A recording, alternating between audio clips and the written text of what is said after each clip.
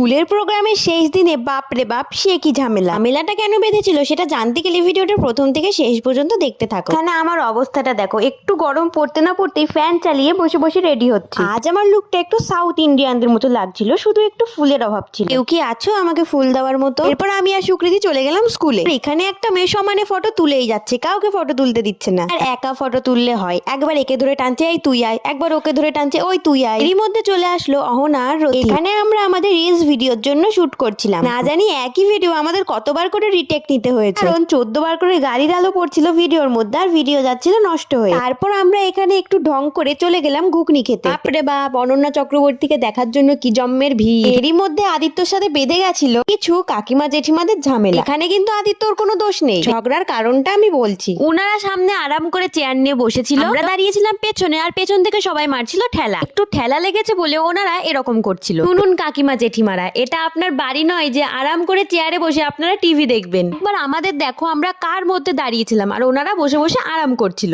এই হলো ঝামেলার বিষয়। এবার তোমরাই বলো দোষটা কাদের ছিল? আর এখানে দেখো চেয়ার নিয়ে পর্যন্ত মারামারি হচ্ছে, কি যে বলবো। এরই মাঝে আমাদের মধ্যে এসে উপস্থিত হলো অনন্যা চক্রবর্তী, যে সারেগামাপা আর ইন্ডিয়ান আইডল দুটোতেই পার্টিসিপেন্ট ছিল। তোমরা শুধু একবার মানুষের রিয়াকশনটা দেখো।